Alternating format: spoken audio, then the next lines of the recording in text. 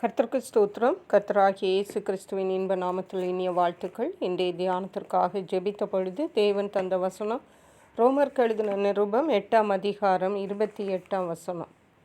அன்றியும் அவருடைய தீர்மானத்தின்படி அழைக்கப்பட்டவர்களாய்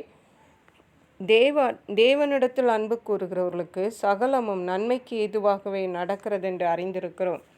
நம்முடைய கர்த்தராகிய இயேசு கிறிஸ்து நம்மிடத்தில் அன்பு கூர்ந்து நம்மை நடத்துகிற தேவன் மட்டுமல்ல, அவர் நமக்கு எப்போதும் நன்மையே செய்கிறவர், ஒருபோதும் தீமை செய்யாத தேவன்.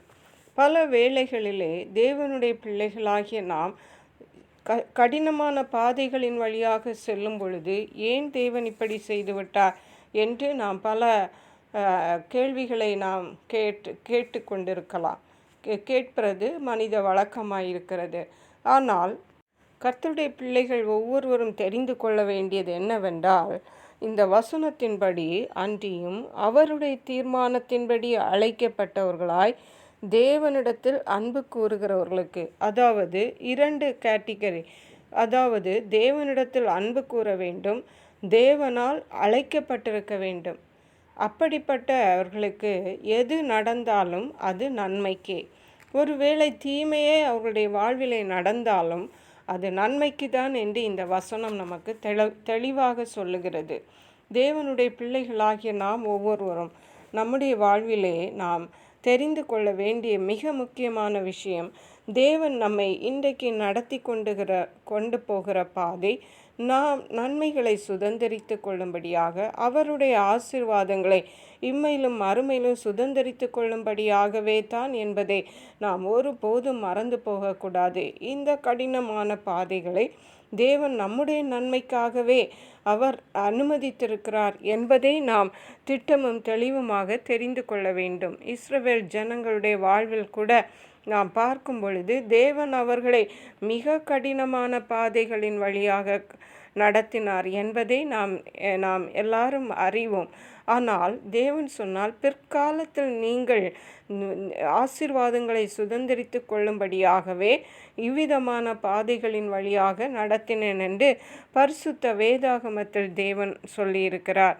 சங்கீதங்களின் புஸ்தகம் 119ஆம் சங்கீதம் 71ஆம் வசனத்திலே தாவீது ராஜா சொல்லுகிறார், நான் உபத்திரவப்பட்டது எனக்கு நல்லது, அதனால் உமது பிரமாணங்களை கற்றுக்கொள்ளுகிறேன். ஹல்லேலூயா.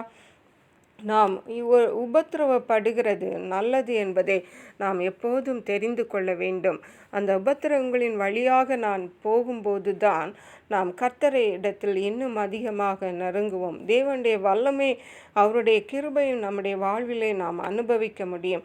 அவருடைய அன்பை நாம் அதிகமாக பெற்றுக்கொள்ள முடியும். நாமும் தேவனிடத்தில் அன்பு கூற முடியும். நாமும் தேவனை சார்ந்து வாழ முடியும். ஆகவே நாம் உபத்திரவப்படுகிறது நல்லது என்பதை மறந்து போகக்கூடாது. அப்படி தேவனால் அவருடைய தீர்மானத்தின்படி அழைக்கப்பட்டு அவரிடத்தில் அன்பு கூறுகிறவர்களுக்கு சகலமும் நன்மைக்கு ஏதுவாகவே நடக்கிறது. நமக்கு எது நடந்தாலும் அது நன்மைக்கு தான் என்பதை நாம் ஒருபோதும் மறந்து போகக்கூடாது. கர்த்தர் தாம் இந்த வார்த்தைகளை ஆசீர்வதிப்பாராக. ஜெபிப்போம்.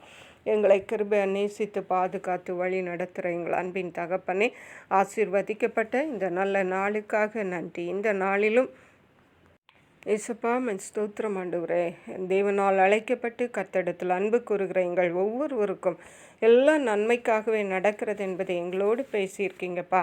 இந்த நாளிலும் நாங்கள் ஆண்டவரே எந்த ஒரு காரியத்திலும் கர்த்தருக்கு விரோதமாக முறுமுறுக்காதபடிக்கு தேவன் அமைத்த பாதையிலே தேவனுக்கு நன்றி செலுத்திவிட்டு செல்லும்படியாக தேவன் எங்களுக்கு கிருபை செய்வீராக. கர்த்தருடைய ஆசீர்வாதங்களை இம்மையிலும் மறுமையிலும் நாங்கள் சுதந்திரித்து உமக்கென்று சாட்சிகளாக இருக்க உதவி செய்வீராக.